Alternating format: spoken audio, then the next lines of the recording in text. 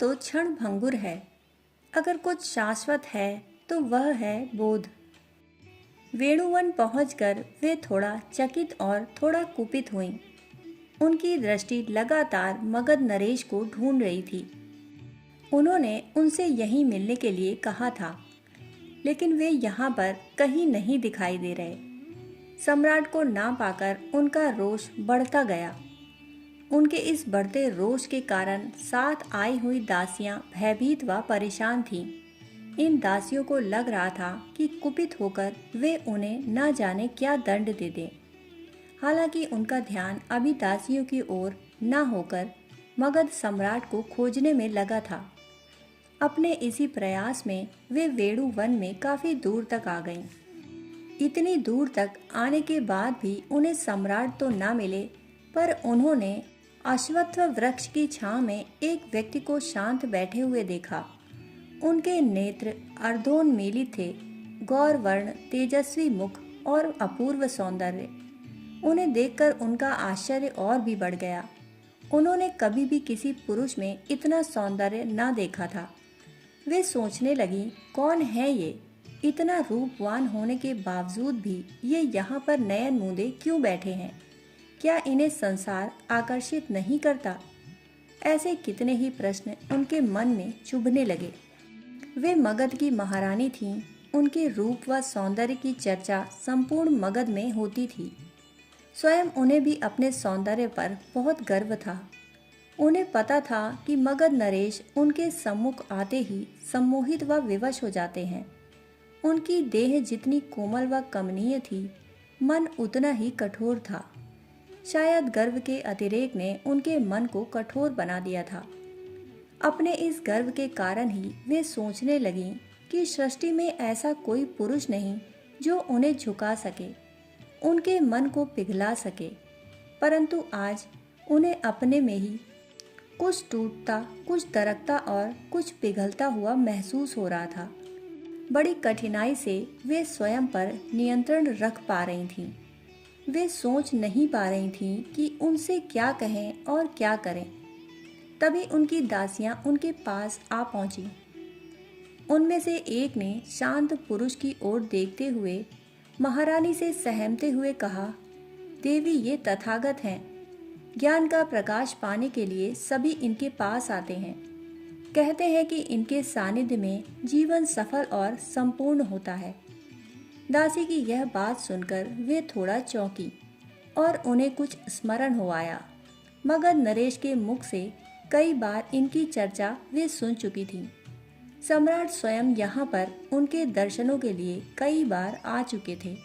मगध नरेश ने अनेकों बार उनसे आग्रह भी किया कि वे भी साथ चलें, पर हर बार उन्होंने इसे अस्वीकार किया और जाने से इनकार किया। वे मानती थीं कि जीवन आमोद प्रमोद के लिए है। हास विलास में ही जीवन का सुख है। सुख के क्षणों को विसार कर सौंदर्य को यूं ही तप में सुखा देने को वे मूर्खता समझती। आज भी वे यहाँ पर ना जाती, परंतु सम्राट बिम्बसार ने उन्हें वन विहार के लिए वेणुवन बुलाया था।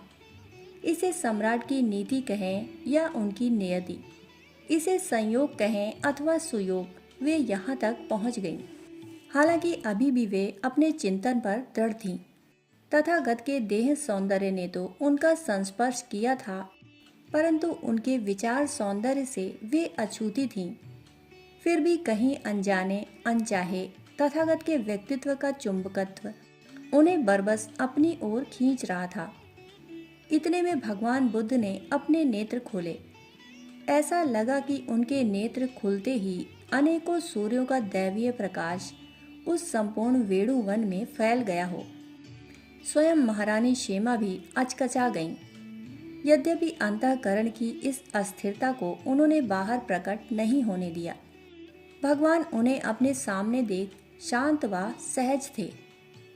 उन्होंने इसी सहजता से उनसे पूछा, अंतःपुर छोड़कर यकायक यहाँ उपस्थित होने का क्या प्रयोजन है महारानी? क्या राजमहल के भोगों से तुमको वैराग्य हो गया?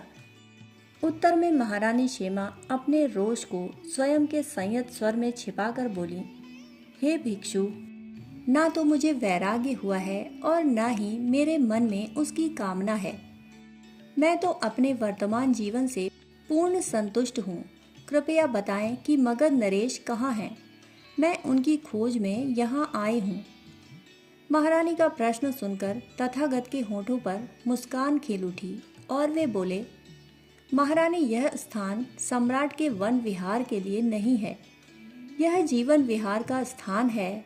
हाँ, सम्राट जीवन में धर्म के अनुसंधान के लिए यहाँ कभी कभी आते अवश्य हैं। लगता है कि मगध नरेश के यहाँ होने का तुम्हें भ्रम हो गया है। वैसे भद्रे, यह स्वाभाविक भी है, क्योंकि तुम अभी भी कई भ्रमों को सत्य समझ रही हो। तुम कहती हो कि तुम अपने जीवन से संतुष्ट हो, पर जरा सही सही बताओ कि स्वादिष्ट भोजन ग्रहण करने के कुछ समय बाद क्या तुम्हें फिर से स्वाद का आनंद पाने की इच्छा नहीं होती? क्या आमोद प्रमोद के प्रति तुम्हारी तृष्णा निरंतर बनी नहीं रहती?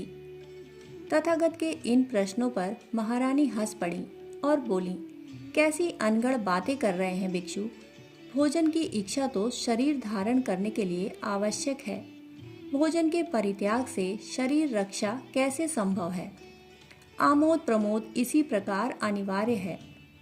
प्रेम मन का स्वाभाविक गुण है। केली कलरव, आमोद प्रमोद और भोग विलास में परम आनंद की प्राप्ति होती है। ये तो प्रकृति के नियम हैं। यह सुनकर तथागत बोले, मगर महारानी, क्या ये आनंद क्षणिक नहीं है? महारानी ने उत्तर दिया, है भिक्षु, अवश्य है। तथागत ने पुनः प्रश्न किया, क्या रूप लावण्य स्थिर है? नहीं भंते। महारानी के स्वर में इस बार कंपन था। तथागत के प्रश्न अभी समाप्त नहीं हुए थे। उन्होंने पूछा, क्या हमारे शरीर की अवस्थाएं परिवर्तनशील नहीं हैं? उत्तर में महारानी ने कहा, अवश्य है सौम्य। महारानी के उत्तरों में अब तिरस्कार की भावना धीरे धीरे टूटने लगी थी। तो वहीं तथागत पहले की ही भांति शांत थे। उन्होंने फिर से प्रश्न किया, यदि तुम्हारा रूप लावण्य नष्ट हो जाए, मुख दंत विहीन हो जाए, भ्रमर समान काले केश श्वेत हो जाएं, मृग समान तुम्हारे नेत्रों की ज्योति मंद हो जाए, तो क्या ऐसी स्थिति में मगध नरेश तुम्हारी ओर आकृष्ट हो सकेंगे? क्या उन्हें तुम्हारे सानिध्य की इच्छा होगी? कहीं वे तुमसे विरक्त तो नहीं हो जाएंगे? इन प्रश्नों को सुनकर महारानी क्षेमा के मन का सम्मोहन टूटने लगा। तथागत उन्हीं के अंतर मन में कहीं गहरे बैठे भय एवं आकांक्षाओं को प्रश्न का स्वरूप देकर उनके सामने उपस्थित कर रहे थे। महारानी को अपना दर्प दरकता हुआ नजर आया। अपने दर्प के खंडित होने के स्वर उनके स्वर में गूंजने लगे। तथागत के इन प्रश्नों को सुनकर महारानी क्षेमा को अनेकों वृद्ध स्त्रियों के मुख नजर आने लगे। उनके दंत विहीन मुख के साथ उनकी दुर्दशा का भी उन्हें स्मरण हो आया। उनके कल्पना चक्षु के समक्ष स्वयं उनके भयावह भविष्य का चित्र स्पष्ट होने लगा। वे विचलित हो उठी, उनकी देह कांपने लगी, पांव प्रकंपित होने लगे और वे संज्ञा लुप्त होने लगी। वे जहाँ खड़ी थीं वहीं बैठ गईं। उनकी यह अवस्था देखकर भगवान बुद्ध ने कहा, मगधेश्वरी, तुम्हारी यह भाव विभर अवस्था ही तुम्हारा उत्तर है।